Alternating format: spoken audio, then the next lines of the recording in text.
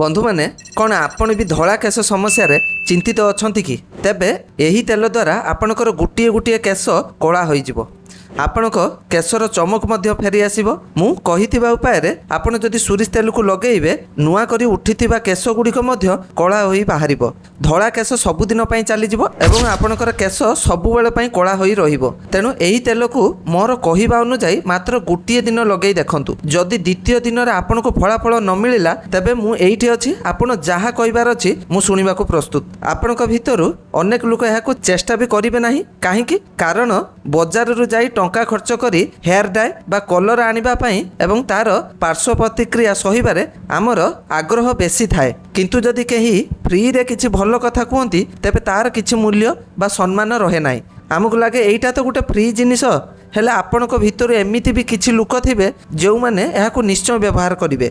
आपण भाबुथिबे जे मु आपणक ठारू लाइक शेयर किंबा सब्सक्राइबर आशा करूची, किछि भी दरकार नाही। वीडियो को लाइक किंबा चैनल को सब्सक्राइब करबा किछि भी करंतु नाही। सुधारिबा पई एठारे किछि करिबा दरकार नाही। बास सोरिष तेल रे 2 टंकार ही चमत्कारी जिनिसटी को मिसांतु जहाँ आपणक घरे आगरू अछि। एहाको लगेइबा द्वारा देखिबे गोटे थररे 500 रु अधिक चुटी कला हेबा सह धला चुटी सबुदिन पई चली जिवो। आपणको हेयर कलर किंबा डाई लगेइबा को पड़िबो नाही। मु जेमिति कहूची सेमिति सोरिष तेल को व्यवहार करंतु। एथिरे सबुठारु जरूरी कथा हेउची सोरिष तेलरू जो गाढ़ कला रंग आपणक चुटी आसीबो ताहा केबे भी छाड़िबो नाही। सेथिबाई आपणको गोटे असली लुहा कढ़ई दरकार। जदि आपण एही तेल को लुहा कढ़ई रे प्रस्तुत न करिवे तेबे एहार कौनसी प्रभाव देखिबाकू मिलिबो नाही। किंतु मोर कहिबा अनुसार जदि आपण एहाकू लुहा कढ़ई रे तैयारी करिवे और लगाइबे तेबे गुटिए गुटिए धला चुटी को आपण जेते घसी धोइले मध्य सेगुड़िक कला ही देखा जिवो। आपण निजे एठाकू आसी कमेंट करिवे कि सर आपण जेमिति कहिथिले आमे सेमिति कलु एवं आमर सबु धला चुटी कला होइगला। धला चुटी कला होइगला एहार ना भी केही नेई नाहांती। तेणु आपण एही कथार खास ध्यान रखिबाकू हेबो जे एहाको आपण लुहा कढ़ई रे ही प्रस्तुत करिबाकू पड़िबो।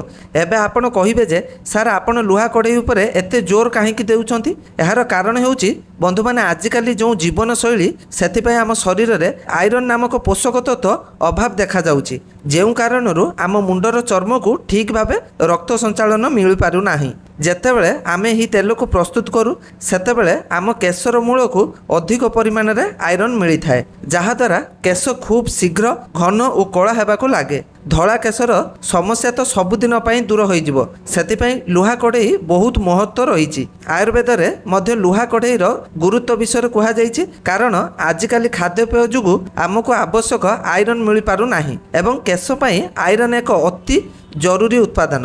अनेक लोक अछंती जहाँकर केश धला हो जाइथिला किंतु एहाकू व्यवहार करिबा परे सेमानकर केश गुटिए राति रे सबुदिन पई कला होई गला, कारण एथिरे आयरन रो मात्रा सेते अधिक थाए। एबे एठारे आपण निज पसंद अनुसार सोरिष तेल नेबे। एही तेल को आपण 6 रु 7 मास जाए रखि पारिबे। जदि काहार चुटी धला हो जाइछि तेबे तांकु भी एहा दियंतु, आपण को पुण्य मिलिबो। गुटिए कथा मने रखंतु, लुहा कढ़ई रे कम आंच रे सोरिष तेल गरम करंतु। मु जेमिति कहूछि सेमिति एही तेल को प्रस्तुत करंतु। राति रे सोइबा पूर्वरु एहाकू धला चुटी रे लगांतु। परदिन आपणक चुटी रे जो चमक आसीबो सेथिरे आपण निजे ही मते कमेंट करी जणाइबे। एबे सेही 2 टंकिया जिनिस हेउछि कॉफी। आपणक पाखरे जो कॉफी अछि ताहा नियंतु।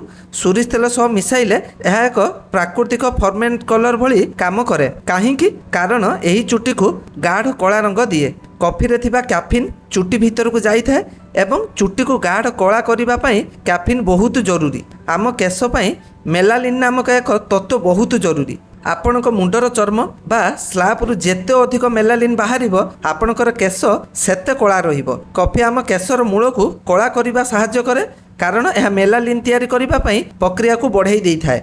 यह द्वारा प्राकृतिक भावे आपणकर केश कला हो जाए। एबे शेष सामग्रीटी होची कला जीरा अर्थात कलंजी। आम समस्त घरे कला जीरा थाए। एथिरे थाइकोमिनिन नामक एक शक्तिशाली एंटीऑक्सीडेंट थाए। यह केशर ମୂଳକୁ ମଜବୁତ କରେ ଏବଂ କେଶ ଶୀଘ୍ର ଧଳା ହେବାରୁ ଅଟକାଇଥାଏ। ସବୁଠାରୁ ଗୁରୁତ୍ୱପୂର୍ଣ୍ଣ କଥା ହେଉଛି ଯେତେବେଳେ ସୋରିଷ ତେଲରେ କଫି ଏବଂ କଳା ଜିରା ମିଶିଥାଏ, ଏହା ଆପଣଙ୍କ ମୁଣ୍ଡରେ ରକ୍ତ ସଞ୍ଚାଳନକୁ ବଢ଼େଇ ଦେଇଥାଏ। ଏହାଦ୍ୱାରା ଯେଉଁ ନୂଆ କେଶ ଆରମ୍ଭ ହୁଏ ତାହା ସମ୍ପୂର୍ଣ୍ଣ କଳା ହୋଇଯାଏ ଏବଂ ଶରୀରରେ ଥିବା ପୋଷକ ତତ୍ତ୍ୱର ଅଭାବ ମଧ୍ୟ ଦୂର ହୁଏ। ଆୟୁର୍ବେଦିକ ଅନୁସାରେ ଏବଂ ୟୁନାନି ଶାସ୍ତ୍ର କଳା ଜିରାକୁ ଏକ ଚମତ୍କାରୀ ମଞ୍ଜି ବୋଲି କୁହାଯାଇଛି। ଆମ ଘରେ ଅତି ସହଜରେ ମିଳୁଥିବା ଜିନିଷ ଗୁଡ଼ିକୁ ବ୍ୟବହାର ନ କରି ଆମେ କେମିକାଲ ଭରା ଜିନିଷ ପଛରେ ନିଜ ପଇସା ବୃଥାରେ ଖର୍ଚ୍ଚ କରିଦେଉଛୁ। ତେଣୁ ଆପଣମାନଙ୍କୁ ମୋର ଅନୁରୋଧ, ସେସବୁ ଜିନିଷରେ ନିଜର ପଇସା ନଷ୍ଟ କରନ୍ତୁ ନାହିଁ।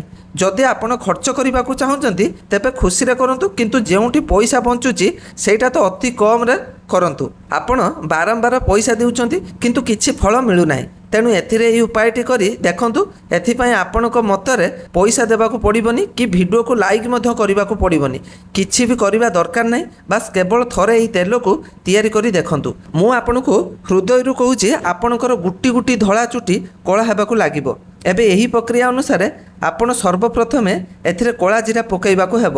କଳା ଜିରା ପକାଇବା ପରେ ଅଳ୍ପ ନିଆଁରେ ଧିମା ଆଞ୍ଚରେ 5ରୁ 6 ମିନିଟ୍ ପର୍ଯ୍ୟନ୍ତ ଏହାକୁ ଭଲ ଭାବରେ ଗରମ କରିବାକୁ ପଡ଼ିବ। ଏବେ ବୁଝି ନିଅନ୍ତୁ ଯେ କଳା ଜିରାରେ ଯେତେ ସବୁ ଶକ୍ତିଶାଳୀ ଗୁଣ ଅଛି ତାହା ଆମ ଏହି ସୋରିଷ ତେଲ ଭିତରକୁ ଆସିଯାଇଛି। ଏହା ଆପଣ କେମିତି ଜାଣିବେ? ଯେତେବେଳେ ଆପଣ କଳା ଜିରାକୁ ଏହି ତେଲରେ ଧିମା ଆଞ୍ଚରେ କିଛି ସମୟ ଗରମ କରିବେ, ତେବେ ଅଳ୍ପ ସମୟ ପରେ ଏହି କଳା ଜିରା ଗୁଡ଼ିକ ତେଲ ଉପରେ ଭାସୁଥିବାର ଦେଖାଯିବ। ଯେତେବେଳେ କଳା ଜିରା ଉପରକୁ ଆସିଯିବ ସେତେବେଳେ ଆପଣ ବୁଝିଯିବେ ଯେ କାମ ହୋଇଗଲା। କଳା ଜିରାର ଶକ୍ତିଶାଳୀ ଗୁଣ ଗୁଡ଼ିକ ସୋରିଷ ତେଲ ଭିତରକୁ ଚାଲିଯାଇଛି। ଏବେ ଏହା ସିଧାସଳଖ ଆପଣଙ୍କ କେଶ ଉପରେ କାମ କରିବ।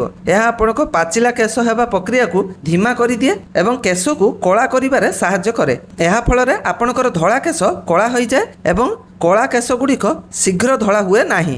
ଏହାପରେ ଆମେ ଏଥିରେ କଫି ମିଶାଇବା। ଗ୍ୟାସକୁ ଧିମା ଆଞ୍ଚରେ ରଖିବେ। କଫି ଆପଣଙ୍କ ପାଇଁ ଏକ ବରଦାନ ସଦୃଶ ଏବଂ ଏହା ବହୁତ ଭଲ ଭାବରେ କାମ କରିଥାଏ। ସବୁଠାରୁ ଗୁରୁତ୍ୱପୂର୍ଣ୍ଣ କଥା ହେଉଛି ସୋରିଷ ତେଲରେ ଓମେଗା 3 ଫ୍ୟାଟି ଏସିଡ୍ ଏବଂ ଭିଟାମିନ୍ ଇ ଥାଏ। ତେଲଟି ସାମାନ୍ୟ ଗରମ ଥିବାରୁ ଏହା ଆପଣଙ୍କ ମୁଣ୍ଡର ଚର୍ମ ବା ସ୍ଲାବ୍କୁ ସକ୍ରିୟ କରିଦିଏ, ଯାହାଦ୍ୱାରା ଧଳା କେଶ ସମସ୍ୟା ଦୂର ହୁଏ। କେଶ ଗୁଡ଼ିକ ଶୀଘ୍ର କଳା ପଡ଼ିଯାଏ ଏବଂ ସେଗୁଡ଼ିକ ପୁଣି ଥରେ ଧଳା ହୁଏ ନାହିଁ, କାରଣ ତୁମର ସ୍ଲାବ୍ ଆକ୍ଟିଭେଟ୍ ହୋଇଯାଏ। ସେଠାରେ ଯେଉଁ ନୂଆ କେଶ ଉଠେ ତାହା ମଧ୍ୟ ବହୁତ ମଜବୁତ ଏବଂ ଭଲ ଭାବରେ ଉଠିଥାଏ। କିନ୍ତୁ ଏବେ କଥା ହେଉଛି ବନ୍ଧୁମାନେ ଯେ ଆମକୁ ଏହାର ବ୍ୟବହାର କିପରି କରିବାକୁ ହେବ।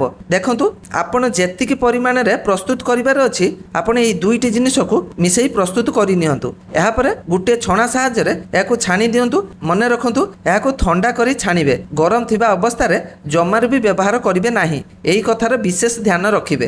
ଆପଣଙ୍କୁ ଗୋଟିଏ ପଟେ କଳା ଜିରା ଅର୍ଥାତ୍ କଲଞ୍ଜି ମିଳିଯିବ, କିନ୍ତୁ କଫି ଆଦୌ ଦେଖାଯିବ ନାହିଁ, କାରଣ କଫି ସମ୍ପୂର୍ଣ୍ଣ ଭାବେ ସୋରିଷ ତେଲ ଭିତରେ ମିଶି ଯାଇଛି। ସେଠାରେ ହିଁ ସବୁଠାରୁ ଗୁରୁତ୍ୱପୂର୍ଣ୍ଣ କଥା, ଆମ କେଶ ଧଳା ହେବାର ମୁଖ୍ୟ କାରଣ ହେଉଛି ମେଲାଲିନ୍। ଏହି ମେଲାଲିନ୍କୁ ବଢ଼ାଇବାରେ କଳା ଜିରା ସହିତ କଫି ମଧ୍ୟ ଜବରଦସ୍ତ କାମ କରିଥାଏ। ଏହାଦ୍ୱାରା ପ୍ରାକୃତିକ ଭାବରେ ଧଳା କେଶ ସବୁଦିନ ପାଇଁ କଳା ପଡ଼ିଯାଏ। ଏବେ ଆପଣ ଏହାକୁ ଛାଣି ନେଲେ ରାତିରେ ଶୋଇବା ପୂର୍ବରୁ ନିଜର ଧଳା ହୋଇଥିବା କେଶରେ ଏହାକୁ ଲଗାନ୍ତୁ ଏବଂ 10ରୁ 15 ମିନିଟ୍ ପର୍ଯ୍ୟନ୍ତ ଭଲ ଭାବରେ ମୁଣ୍ଡକୁ ମସାଜ କରନ୍ତୁ। ଏହା କରିବା ଦ୍ୱାରା ସାଙ୍ଗେ ସାଙ୍ଗେ ଆପଣ ଅନୁଭବ କରିବେ ଯେ ଆପଣଙ୍କର ବର୍ଷ ବର୍ଷ ଧଳା ବାଳ ଏକଦମ କଳା ହୋଇଯାଉଛି। ତେଣୁ ଏହାକୁ ବ୍ୟବହାର କରନ୍ତୁ। ଆପଣଙ୍କୁ ଏହାର ଫଳାଫଳ କିପରି ମିଳିଲା ମୋତେ କମେଣ୍ଟରେ ନିଶ୍ଚୟ ଜଣାଇବାକୁ ପଡ଼ିବ। ଜମାରୁ ଏହାକୁ ଭୁଲିବେ ନାହିଁ ବନ୍ଧୁମାନେ। ଏହାକୁ ନିୟମିତ କରିବାକୁ ହେବ। ଯଦି ଆପଣ ଏହାକୁ ନିୟମିତ କରିବେ ତାହେଲେ ଆପଣଙ୍କୁ ଏଥିରେ ଭଲ ରେଜଲ୍ଟ ମିଳିବ। ତ ବନ୍ଧୁମାନେ, ଏ ଥିଲା ଆଜିର ଭିଡ଼ିଓ। ଯଦି ଆଗାମୀ ଭିଡ଼ିଓ ଆଉ କୌଣସି ଟପିକ୍ରେ ଚାହାନ୍ତି ତେବେ ଆମକୁ କମେଣ୍ଟ କରି ନିଶ୍ଚୟ ଜଣାନ୍ତୁ। ଆଉ ଗୋଟେ ଭିଡ଼ିଓରେ ଦେଖା ହେବା ପର୍ଯ୍ୟନ୍ତ, ସେ ପର୍ଯ୍ୟନ୍ତ ନିଜର ଯତ୍ନ ନିଅନ୍ତୁ। ରହିଲି। ଜୟ ଜଗନ୍ନାଥ।